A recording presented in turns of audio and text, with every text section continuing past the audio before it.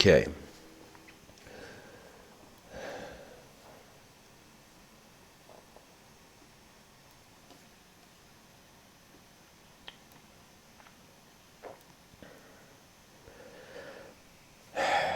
Okay.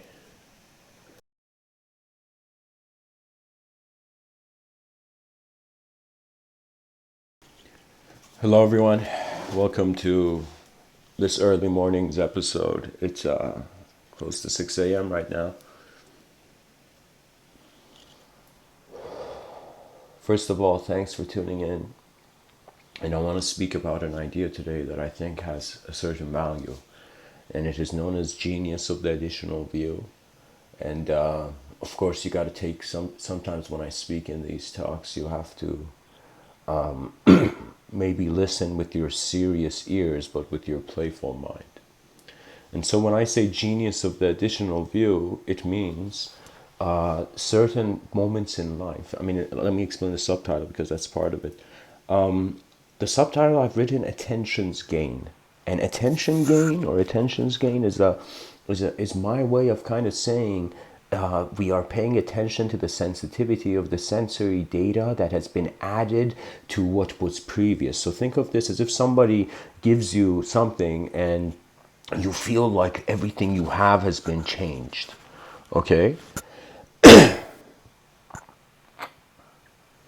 Or I don't know how to say it. It's kind of like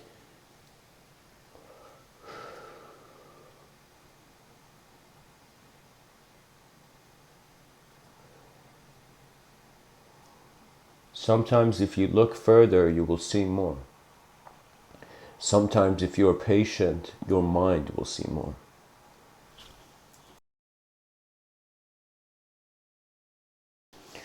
The mind works through stillness and silence the best.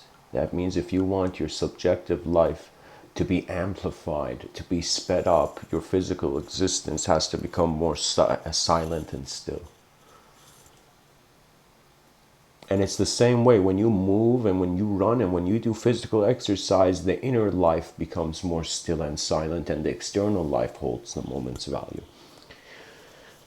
So you got to ask yourself, how is what you are becoming aware of throughout the day changing the nature of your attention in regards to what you see? For example, somebody doesn't know what gravity is, then figures it out, then suddenly doesn't feel as if the world is just pulling them down.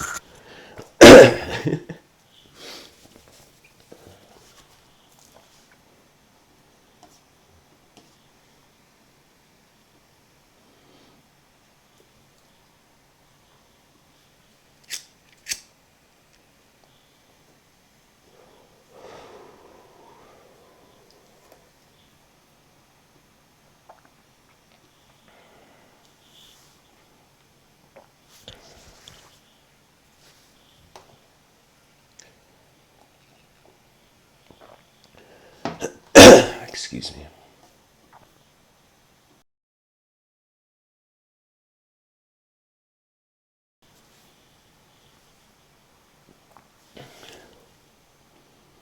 Sometimes in life, you cannot change things.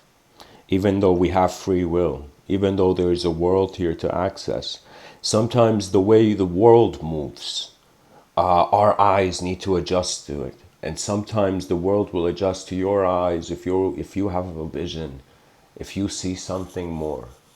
And I am telling you, there is an intelligence in this world.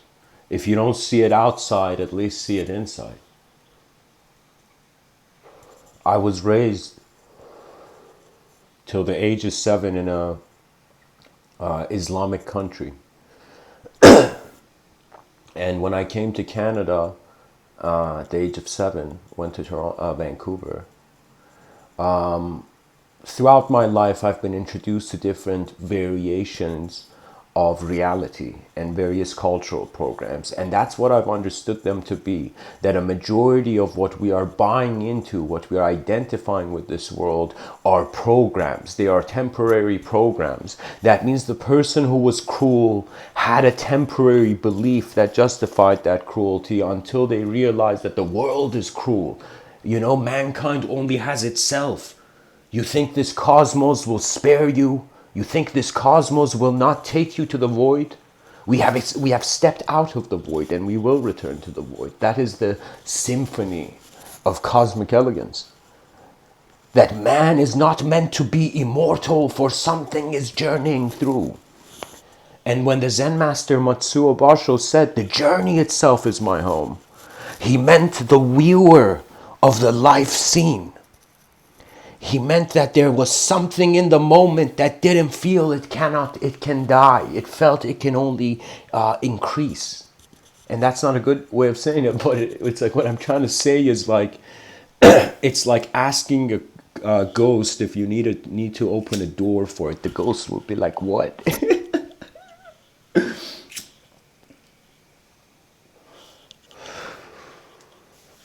Of course, before we even do talk about the metaphysical, we have to talk about the sensitivity of the mind and, in some sense, what reality is. I realize the biggest mistake that any person in history who has been interested in metaphysics or the unknown have made is that they've ran after the unknown first. You got to serve your knowledge, and then you, in some sense, after hearing the commands of the unknown, you command the unknown.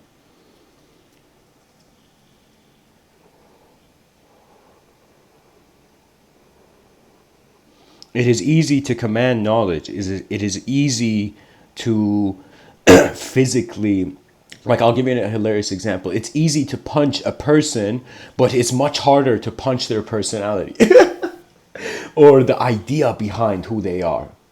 And so I have had moments where I thought the idea of myself was my crown. I wore my idea of self as if I was the king of that moment, and only to find that nature slapped that crown out of my head as if it was made of paper. I realized that we are living in two environments. This is, I find, the most important finding. In all psychological studies, therapists, psychologists, neurologists, every person who has been studying the behavior of the mind of mankind, they have not realized it's an elemental dance that is being organized.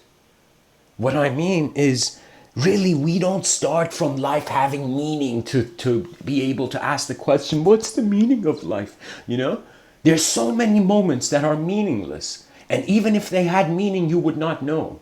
As if you get rid of a piece of paper, then somebody comes up to you and it's like, hey man, I needed that piece of paper. As if in the moment you were getting rid of that piece of paper, you did not know its meaning. But other moments of life did. And this is why violence in the species is a tragedy, because it takes us back to the animal, to our animal instincts. One of the greatest things I'm happy that I learned very quickly is that no person on this planet, I feel, should get worried about the idea of who they are.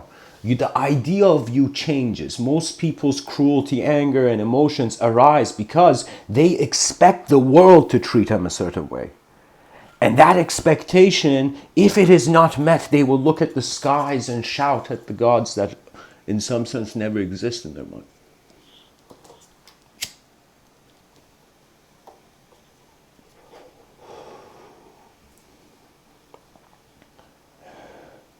There is an incredible quote, there's two quotes actually by Rumi, Jalaluddin Maulana Rumi, who I quote often in these talks.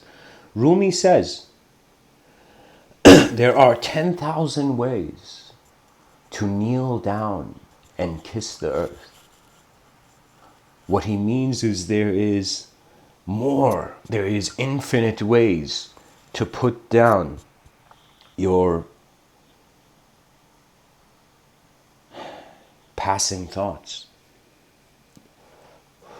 Because I'm telling you, the moment you choose to be a thought the whole day, stress will find you out of the crowd. Pressures will find you. The world will push you. If you feel you are less than the world will, in some sense, devour you. But if you feel that the eyes of all creatures are authorized to exist, And simply mankind's further disagreements in regards to its civility and the greatness of its species is simply in the domain of communication.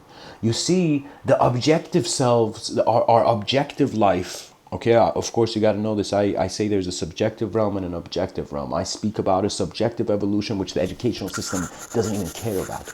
The educational system, when the kid's not paying attention, says, pay attention, slaps the ruler on the table.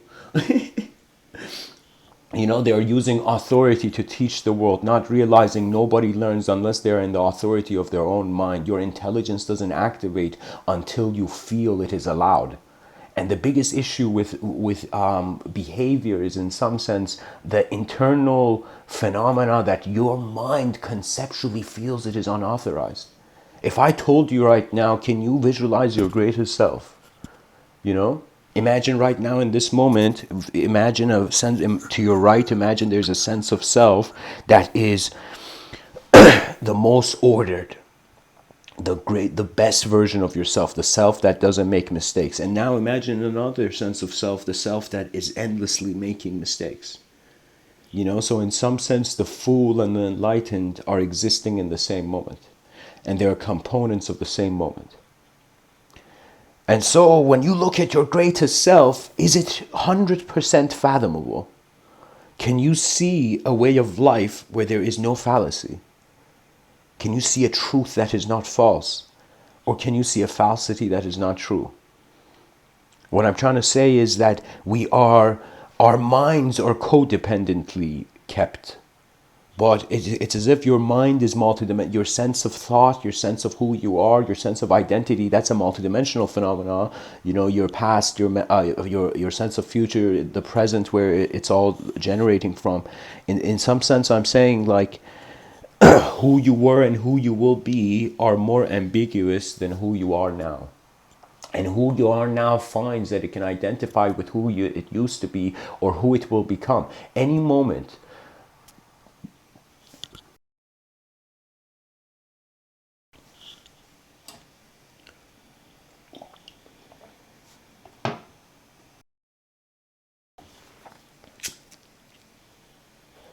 That greatness is forgotten, your world has failed. You know, this was a concept that it took me a long time, because usually our eyes, our biological eyes, are in the first person point of view. We don't see our face unless there's some sort of reflective tool in front of us, as if there's a mirror.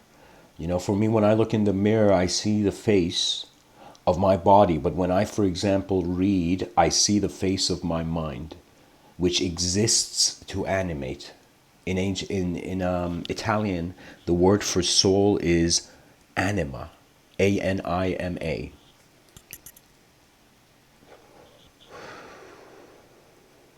And the soul, believe it or not, it is an artwork.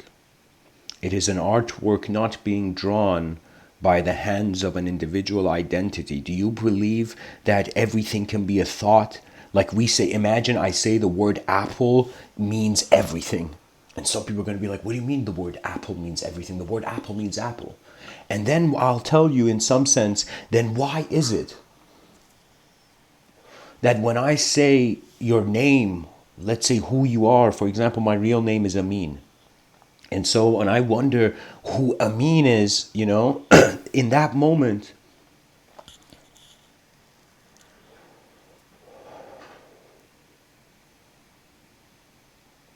it's as if it's anything or wherever my attention goes. Your attention is the real you. What you pay attention to becomes a sort of self-reflective sense of the other you. And so this is a strange concept, because we behave as singular beings. In our society, if anybody doesn't act as singular, we feel like, whoa, what's wrong with that guy? You know? You know, we judge the mind that we don't even know what it is. We don't know what the mind it is, but we are drawing borders and limits on how behavior should be accepted. I am telling you, this world needs both creators and destroyers. And that is the grace, that is our blessing. Because if the creative methods go the wrong direction, the chaos will lead them back. And if the chaotic take control, the ordered will lead them back.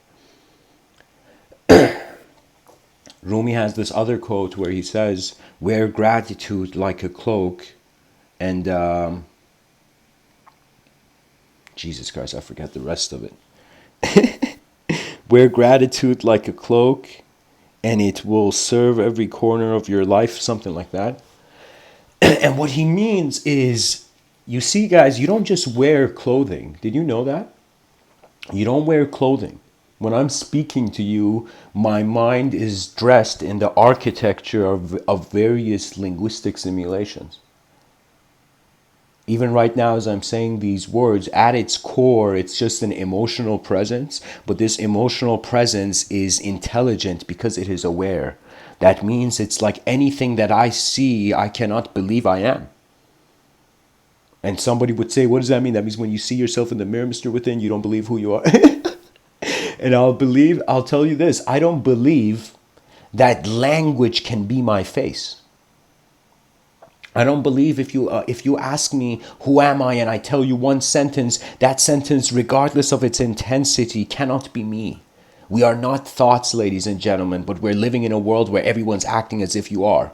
Our whole social system depends on the idea of you. People are fighting. All of consumerism depends on the idea of the self. And I have nothing in some sense against the economical sectors of this world. Let me tell you why. Because you got to let children make their mistakes. You got to let these billionaires make their mistakes, you know? You got to let them, you got to give the greatest freedom as much as the weakest. You know, the fool entered the king's palace, and everybody who was the right man, like below the king, like in some sense, all the king's council and entourage and whatnot, were like, who let this fool in here? Who let this fool in here? You know?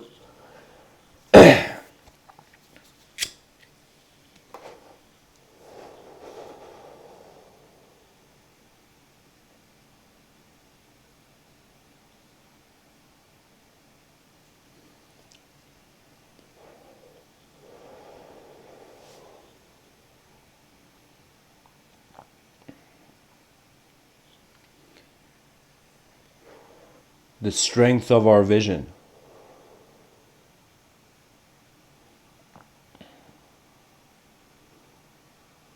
is in how much of our vision is real to you, real to us. That means the issue with the inefficiency of, when I say civilization, I'm referring to all societies, because I'm telling you, regardless of perfection, even perfection has its flaws.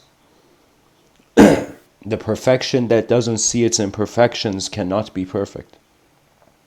You will never attain a perfect moment until there is an expressive exchange. And that's something I noticed. I was like, what's motivating human beings to survive? I mean, why is this, why is there a conceptual need to continue? I mean, how did the subjective evolution and the objective evolution have the same direction, where the mind of man in some sense wants to continue, but so does the body of man, as if your body is a student of your mind, and your mind, which holds your knowledge, is a student of the unknown. And the unknown speaks through the silence, through your presence. Because I'm telling you, you cannot point fingers in this world without realizing you're pointing fingers at your mind. Every person you have ever judged, you have never seen through your eyes. This terrified me at some point. It was like, I've had moments where it's as if I've done something wrong years ago and I hadn't noticed it. And then years later, just in a random moment where I'm walking the street or just going by, suddenly it hits me. As if, like, right now as I'm speaking to you, you don't know since the beginning of your life till now in how many versions of yourself your mind has attempted eternity. Because what is evolution? It seems to be the eternal urge, the innate eternal urge to existentially continue the experiencer. And so that's the difference. You know, I find that the world can be just divided between minds and bodies, at least at this point in 2019, because the idea, we are in the era of idea worship. That means since the Abrahamic times, when, like, I believe it was the story of Abraham.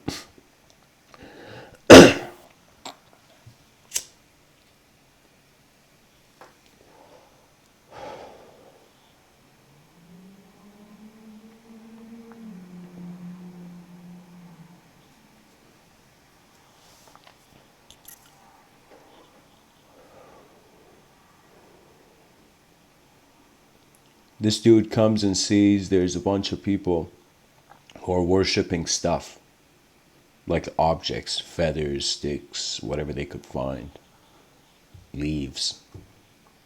And what happens is like some sort of sculptures or whatever.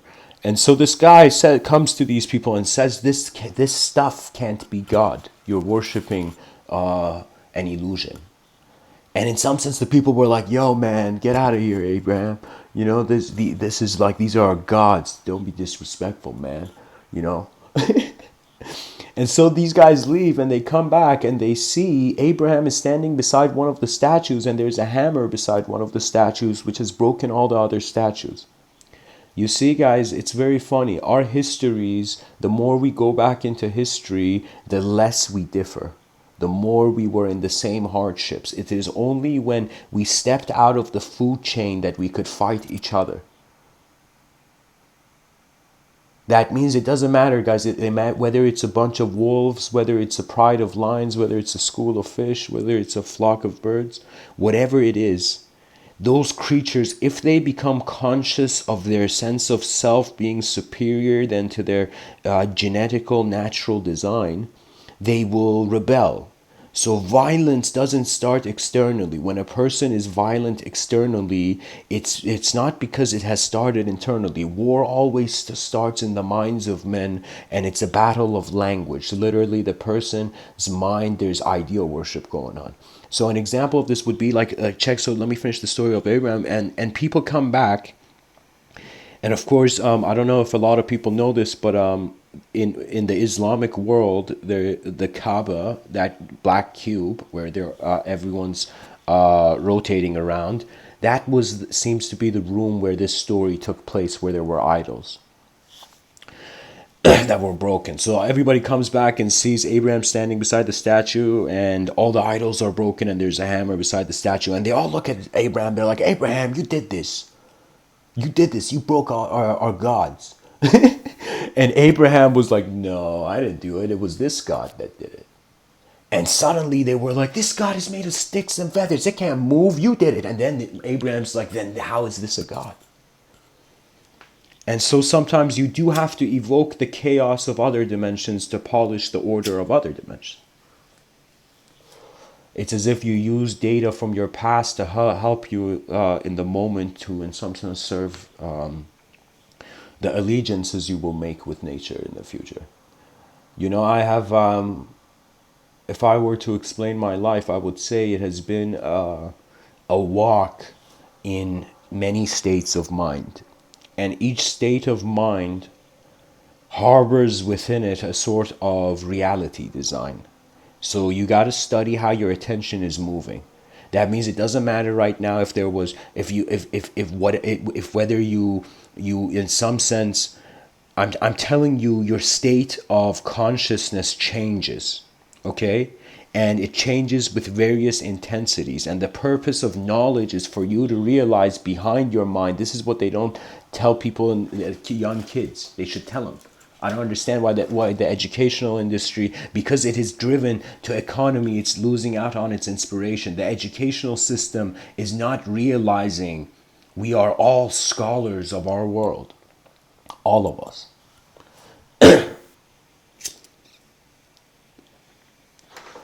I remember finding myself, I think it was a few years ago, in a moment where I wondered about not the afterlife, but the after death.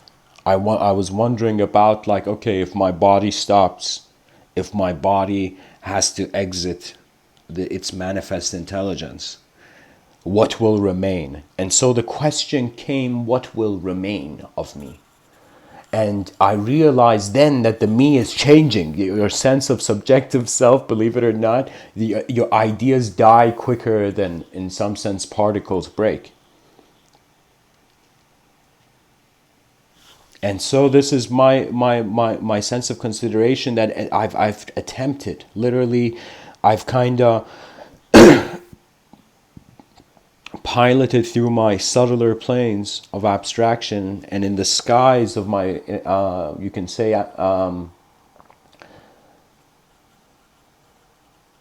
It's kind of like, imagine me being a person who's constantly trying to find this ultimate shape of things.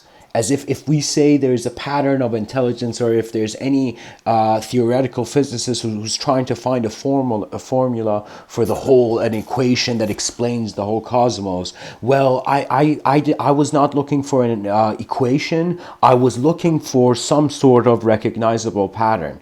And I realized we cannot identify with phenomena unless we are the small and the big. But when you become the big and the small, you cannot identify with the small. It's as if like a grain of sand having a conversation with the sun. It's as if they don't have that much in common, aside from just being a sort of position. That means what you share in common with every being, regardless of who they are, is the existential position and opportunity. I'm pretty much telling you, dear listener, that you are building the world behind your eyes and then living in it. You're building the meaning of the world behind your eyes. And anytime you feel that like there's an unknown, point, what happens is you revert back to your last comfort. That means when something becomes uncomfortable, you get a better sense of what your comfort is, so you go more towards comfort. It's like the window's open, you get cold, so you put on a jacket and close the window or something.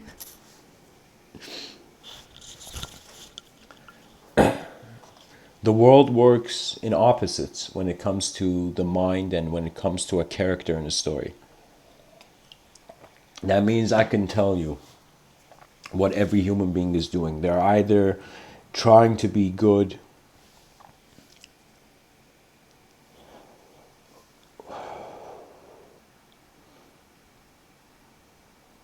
or they're good at trying. It's a game of attention. It's you can see it in many ways. Just like how any object you see, your mind can bring forth at a speed a certain imprint on that object. So for example, in front of me I am seeing a cup, right?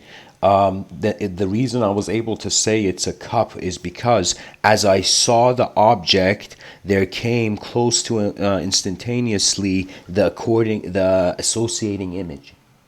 But the thought that this is a cup is not where the cup is. Do you see? It's like your thoughts are a lens which you look at stuff with, and that's how stuff gets meaning. But Mr. Within is saying like the thought is not the stuff.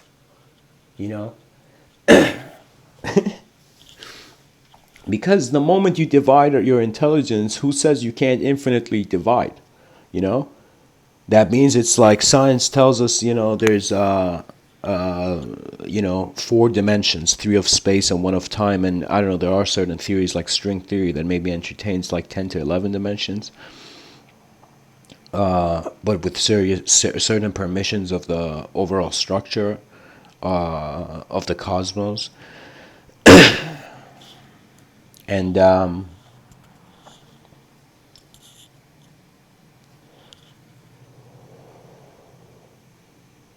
no one can teach you how to dance with the world. It is just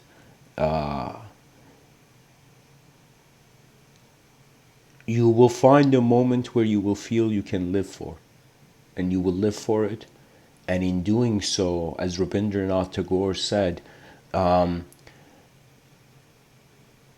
the dreams of joy will turn into the realities of service. I'll tell you the full quote. Rabindranath Tagore said, "I slept and dreamt that life was joy. I awoke and saw that life was service. I acted, and behold, service was joy." Service was joy. That's the point. At first, you think life is all about happiness, and it's and you in some sense it's not inaccessible happiness. That means there's nothing wrong with being happy, But the thing is, it's not all about happiness, because if it was happiness, you would be born in heaven,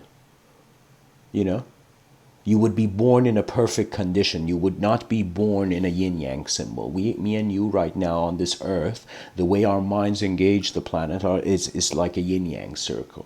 What that means is you see ultimate chaos, but you see an order in there, and you see ultimate order and you see chaos in there.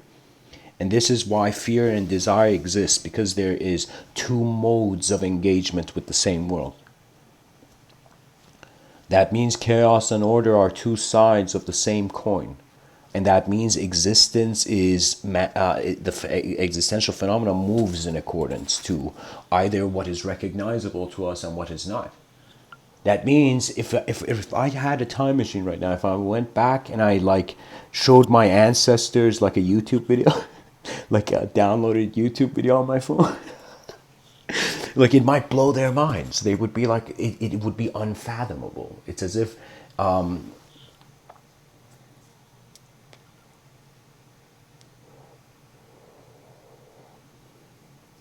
reality becomes weird, your dream state will become normal. That means, based on mankind's decision, the attention will choose an internal life or an external life, or it will notice the unknown and not dictate itself. You see, Carl Jung has this quote where he says, until you make the unconscious conscious, it will dictate your life and you will call it fate. And what that means is, unless you make the unknown known, you won't know why certain things are happening. And so the only way to make the unknown known is to first see what is unknown. And of course, physical reality is known, right? As I'm speaking to you, me and you, our senses as creatures, as Homo sapiens, is in some sense, it's known. You can't do much with knowledge, guys. Knowledge, at most, you can appreciate it. But the unknown you can become. But the unknown is that teacher who doesn't teach with words, but teaches with actions. And as you live life, you're not just learning from man's mind, you're also learning from man's world that is sculpting man's mind. So if you just pay attention to how life happens, you won't believe. Through that concentration and attention to the importance of the phenomena in the moment,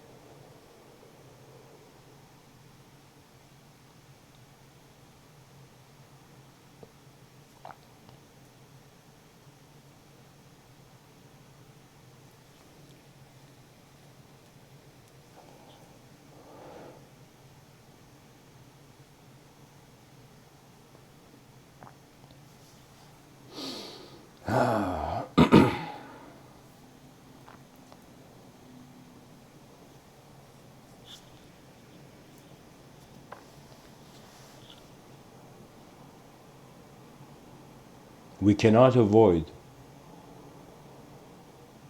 the void. And we cannot avoid existential change. And we cannot avoid anything that we are simply being. And the truth of complexity arises from simple views. Everything arises from simple views. Everything can be understood. Everything. There are no limits. And when I say there are no limits, it's because as long as there is an endless endurance towards an endless effort, what can stop you? You will try the act so many times until one day you will find Thor's hammer and build the life you were made for.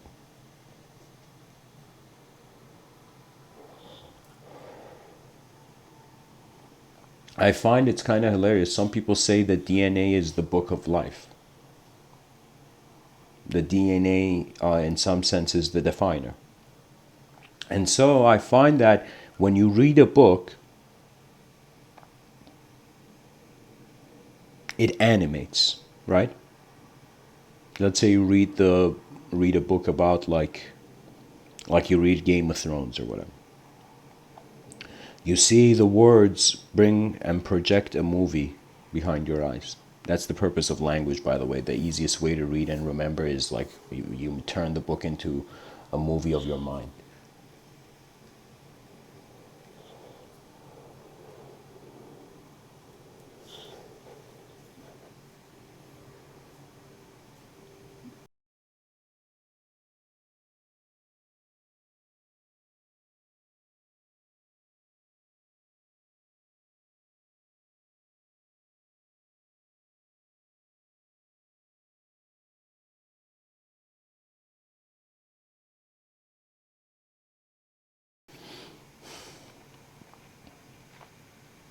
And you know what happens when you think at the speed of light?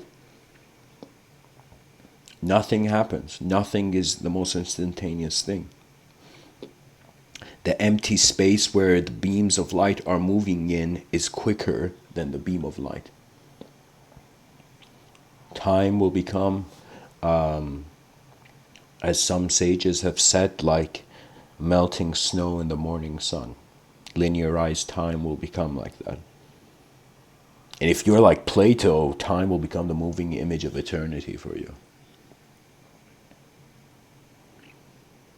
It's like somebody asked Plato, like that's a Plato quote, time is the moving image of eternity. Imagine somebody asking Plato, like, hey Plato, what time is it, man?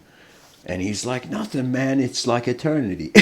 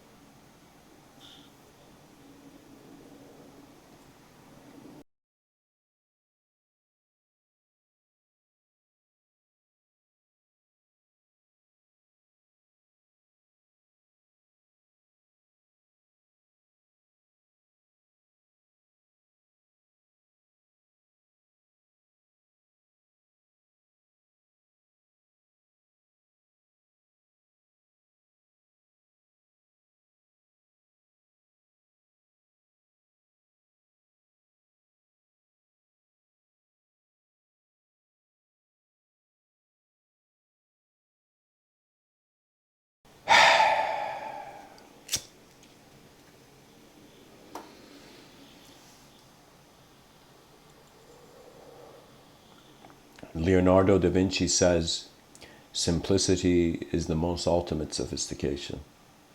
And so people think they have to only learn things that are complex or things that they don't understand. You have to learn everything you stand under. You have to ask the questions your ancestors never could because they didn't have the time or were kept busy by survival. We as human beings, and especially in 2019, find ourselves having a privilege that many of our ancestors did not. And so our responsibility comes forth in the search for meaning, because humanity is defined by the meaning it gives itself, how it extracts meaning from the world. Meaning is not something you just create, it is something that's extracted. You know, it's kind of like filmmaking. There's some people who are trying to create a new thing, and there's some people who look at the old thing and extract a new viewpoint. And regardless, it is both creative endeavor, because the cosmos doesn't care how you split it up in your mind.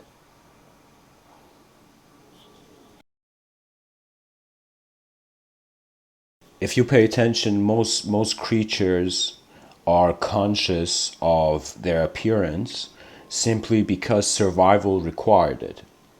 You, for example, look at certain creatures in the evolutionary landscape, and you see, for example, certain octopus or certain chameleons, or just pretty much certain animals. They, in some sense, adjust to the environment. It's as if rather than flight or fight, they just become transparent. They become a part of the environment.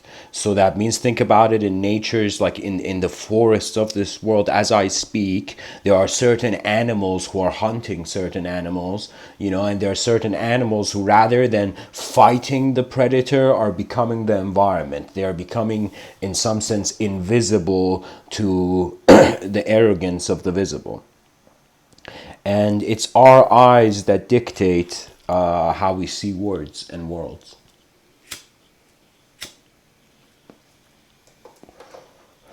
And so when I say genius of the additional view, is because there's been many moments where groups of people have tried to achieve something and there was just an additional view shared. And if you truly care about the solution of a problem, you must care for how accurately you see the problem, or your solution will not be enough.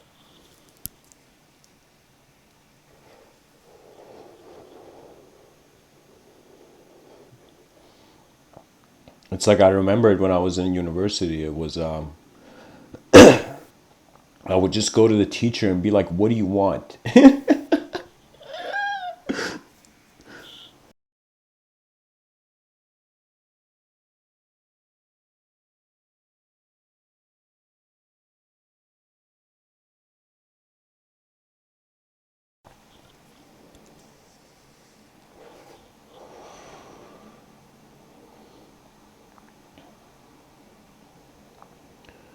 I think it's a choice. Some people just choose to be minds projecting bodies rather than bodies projecting minds.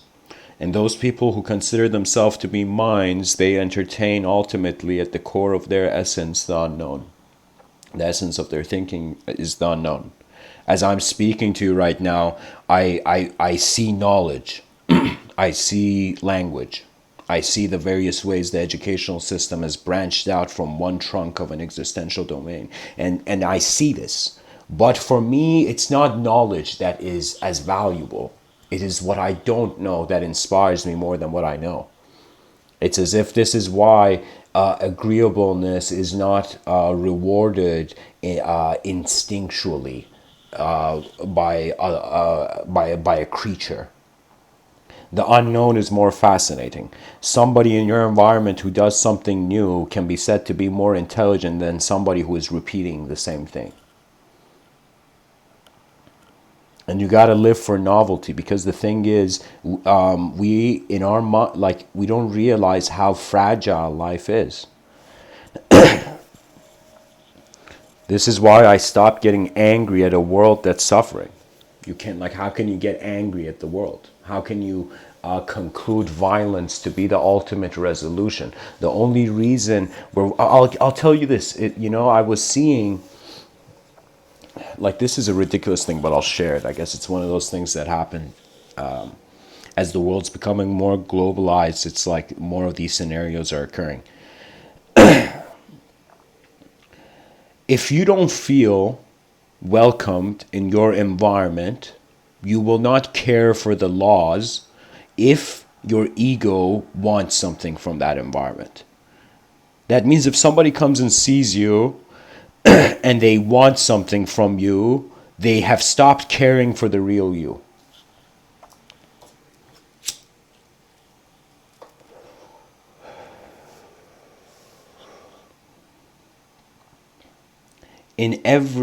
Just when you read history, you just see great figures who rebelled.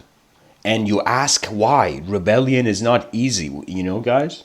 Rebellion means you have decided that you have seen enough of the world and the system to challenge it. And the next rebellions and revolutions are not external, they're internal. It has to do with saving the mind of man from the unnatural.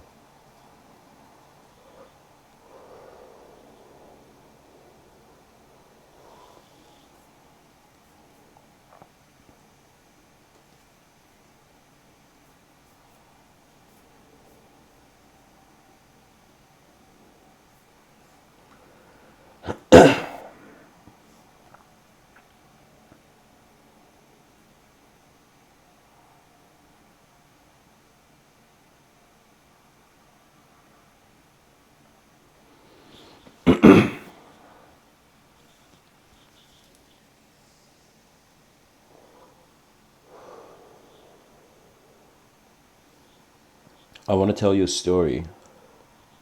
The story of the mystic and the prince. And so there's this prince, the oldest son of a kingdom out of 3 brothers. And I'm going to animate the story. So this prince, he's the oldest son.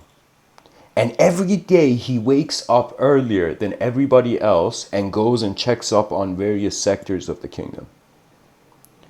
And we see that this prince of a king, the oldest son, the oldest prince, he dresses like a casual, normal person and walks in disguise towards the entrance of the kingdom, where there was a guard who was his childhood friend, you know. And in that moment, as he's conversing with his friend, there's a beggar. There's a beggar that comes. Oh, I forgot to say this. There's a before he gets to the entrance of the kingdom, as he's walking in town, a beggar that doesn't even realize he's a prince comes and says, "Please give me something." And it's as if it's like there's nothing wrong with the beggar. The beggar's just being lazy. And in that moment, the prince is like, "You don't know the value of what you ask. This is why I won't give it to you." You know, kind of like a king looking at, the peasant and saying, "You are a peasant because you don't know your value." So anyways, this prince ends up going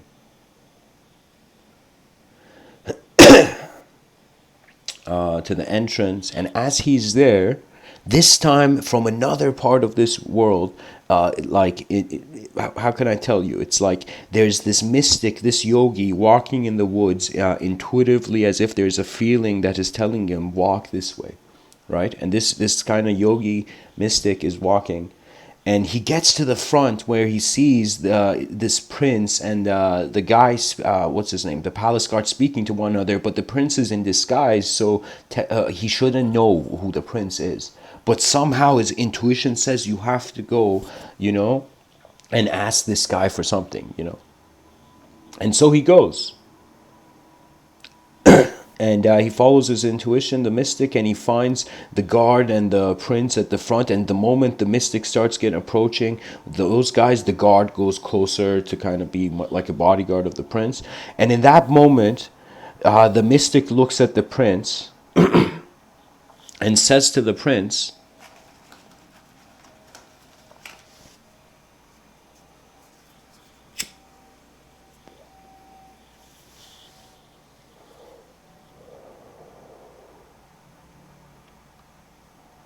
"I am here to save you, prince." The prince gets shocked that the fact that this kind of like holy wild man knows who he is. And he says, "You want to save a prince? You want to save, I'm going to be the next king. You want to save me? How about I save you?" And in that moment, the mystic looks at him and he shouts at a king, he shouts at a future king, pretty much. And this mystic looks at the prince and says, what was he saying? He says, "I am here to save you from yourself." And in some sense, that's how, the enlightened kings of the old times were. Life would give them the eyes they would need to lead.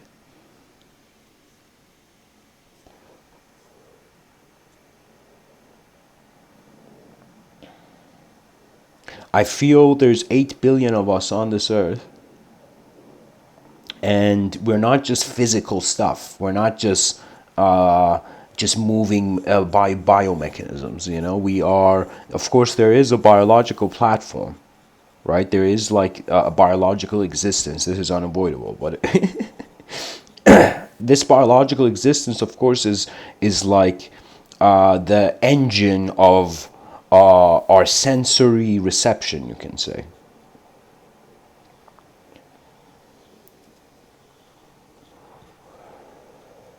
That means if our bodies we're not separate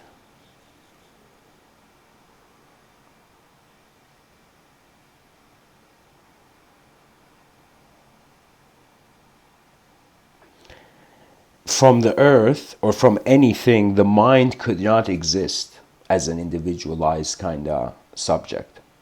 The only reason you exist as a subject is because there is an objective kind of reference point to counter. It's as if when we say energy cannot be created or destroyed, that means we are seeing something that doesn't change.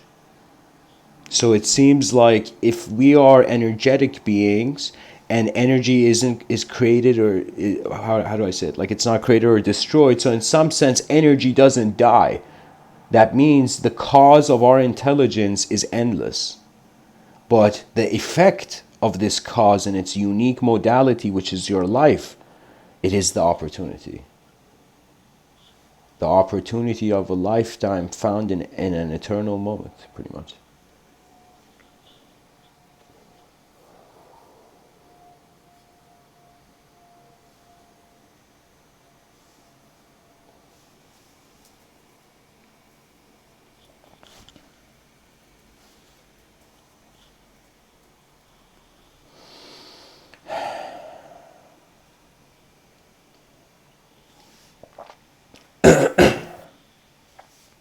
Really, it's kind of like how you've how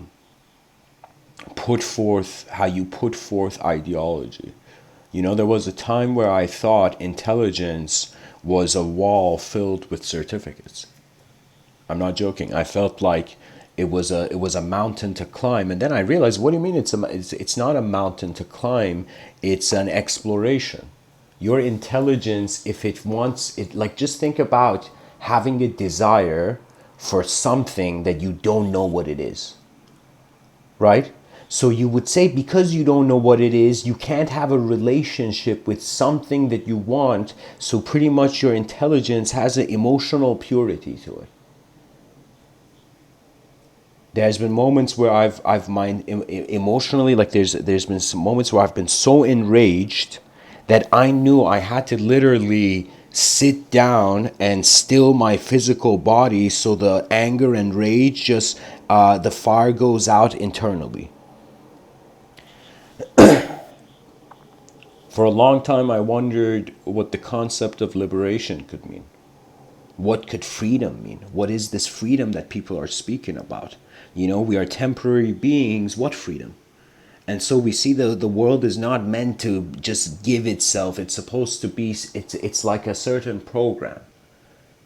Your mind is the result of many simultaneous storylines occurring in one moment. And that is what memories are.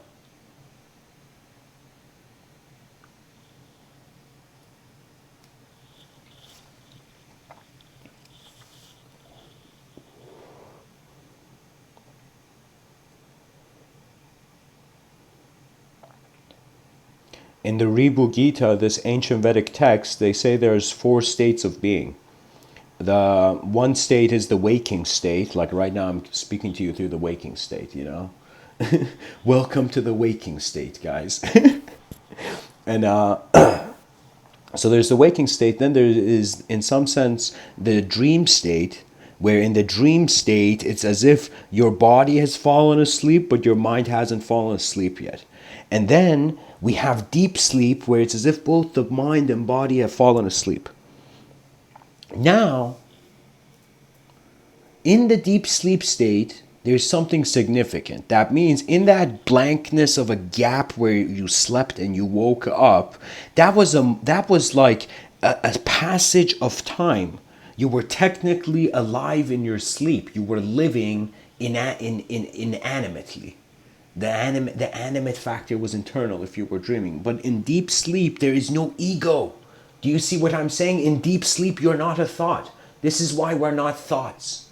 You know, if we were a thought, that would mean the thought would stay awake. The thought of me would be awake. Do you know what I mean by that? That means the mind would never sleep. But there was a fourth state. So we had waking state, dream state, and then the deep sleep state. Okay, every living being pretty much goes through these, you know.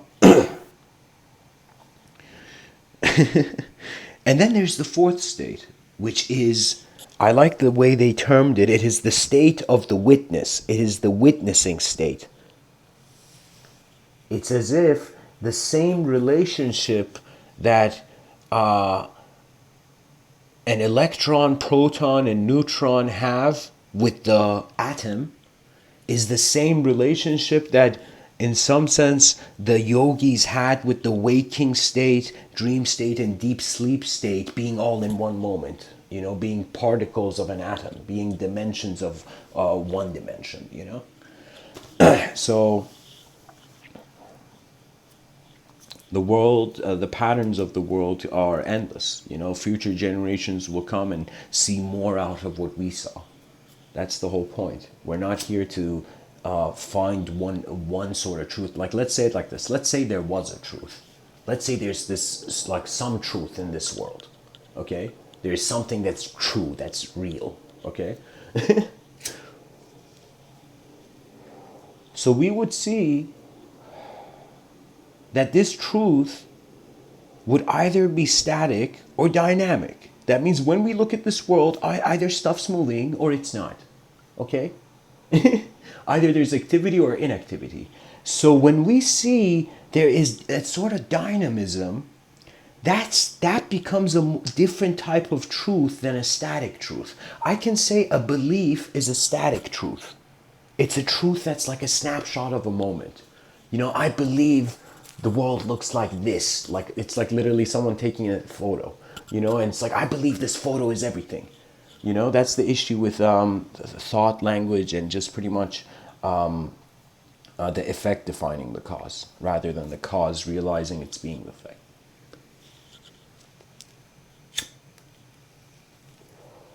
So in the static mode, truth becomes a belief. In the dynamic mode, it becomes a sort of evolution of experience. I find dynamic truth is more worth living for because it's not ideologically possessive.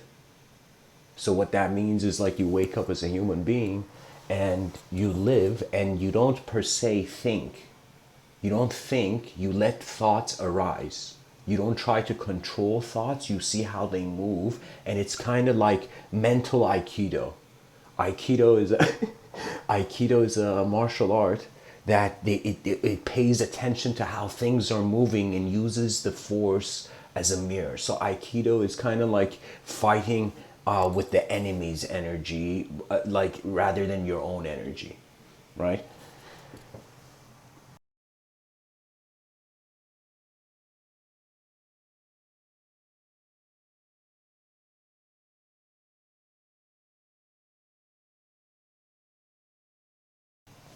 So what it would mean is, like, you just start off as start your day without any expectation, without any image on it.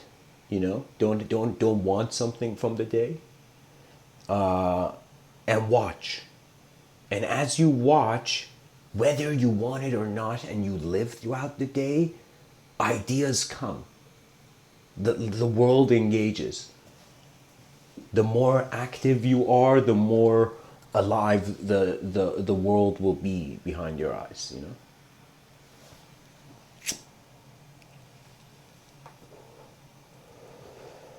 It's like, imagine someone skydiving, and then in the middle of them falling in that free fall moment, imagine they imagine themselves, you know, in their mind. Like, the guy closes his eye in the sky and imagines the sky, right? It's the objective phenomena tends to enter the person's subjective environment, and subjects tend to enter the objective environment. So right now, when I'm speaking, for example, and just the nature of speech is to create a bridge between the inner and the outer dimensions. And we haven't paid attention to our inner dimensions that much. That means pretty much the educational system should look at what the human being is, and in some sense relate it to it's like, rather than educational system being a kind of keeping history alive machine.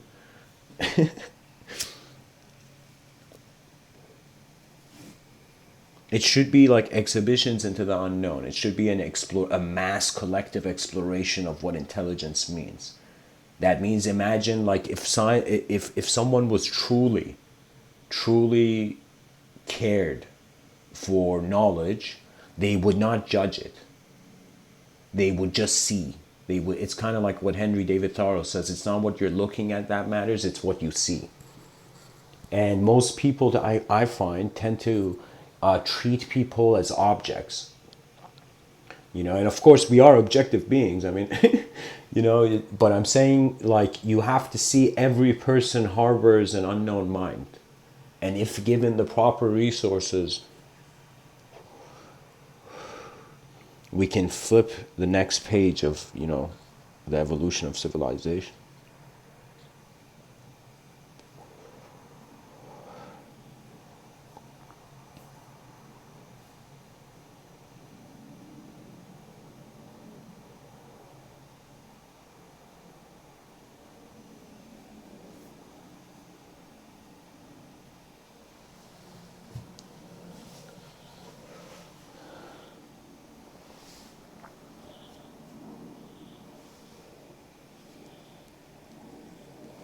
Rumi says, I died as a mineral and I became a plant. I died as a plant and I rose to animal.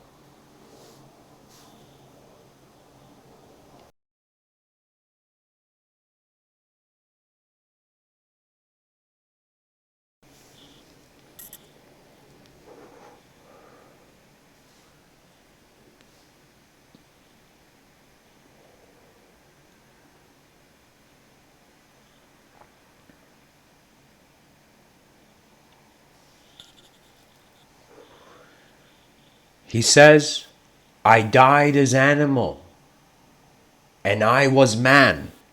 That means the evolution of the soul from the mineral level of consciousness, in this man's vision, of course, from the mineral level of consciousness to, in some sense, the human level of consciousness. That means as if the eyes of the cosmos were trying to gaze to whatever they could find. And so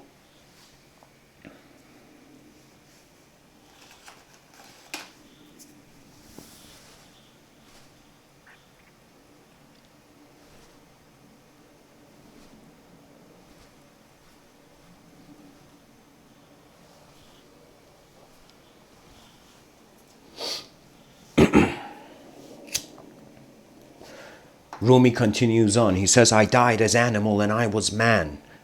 Why should I fear death? When was I less by dying? I shall die once more as man, to soar with angels blessed. But even from angelhood, I must pass on. And listen to this part, guys. He says, I must pass on to that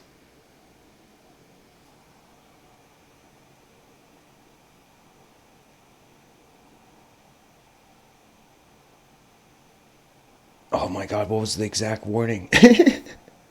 To that which has not been conceived by any mind. Something like that. Oh God.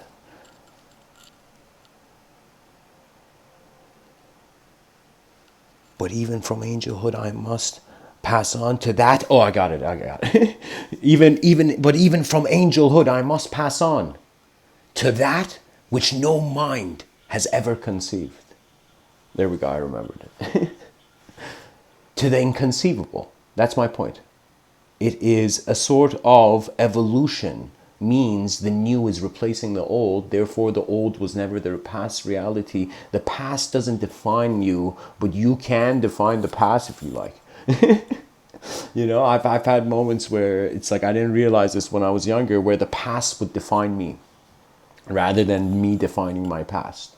The past would define me and I would feel so judged and kind of like the weight of the world on my shoulders, until one day I was like, okay, what is this? Right? I realized whatever I thought the world was doing to me still was the subconscious way my mind was defining it. You see, you never know what's out there, because you in some sense you are considering light entering the eye, and then in some sense the neural activation through a sort of chemical phenomenology leading to consciousness. Okay, so it's a sort of, it's like a multidimensionality of ecosystems within one another, as if it's hilarious. We see right in this state like an ecosystem, right? But when we go on the subatomic level, we don't see an ecosystem there. It's like becomes emptiness and fullness kind of situation.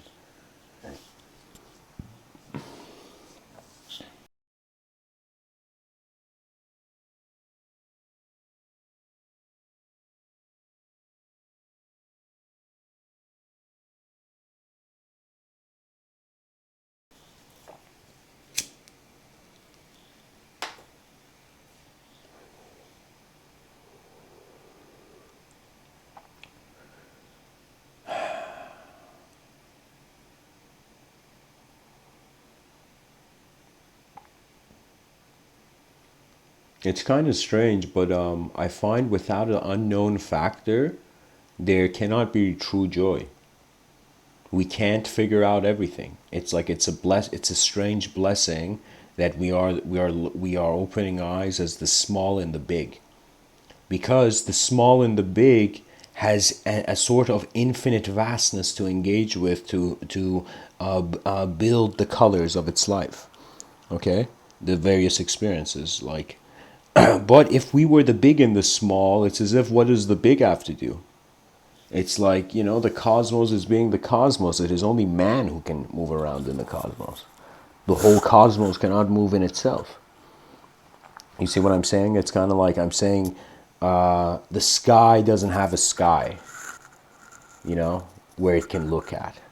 The sky, it's like the unknown is just, it's like looking at an infinity sign and realizing that there's no numerical value that satisfies this endless continuity.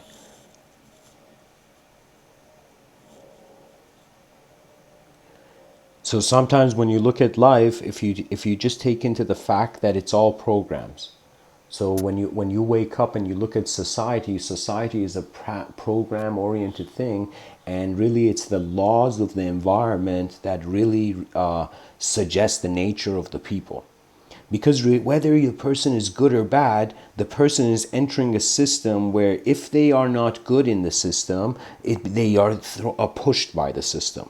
Kind of like an example of this would be like that painter who had to go to war back in the day, and when he was in like the battlefield or in the trenches, that painter was like, okay, I can't be a painter anymore. Like, it's like that moment realizing, okay, your painting career may end soon, And so it's one of those situations where the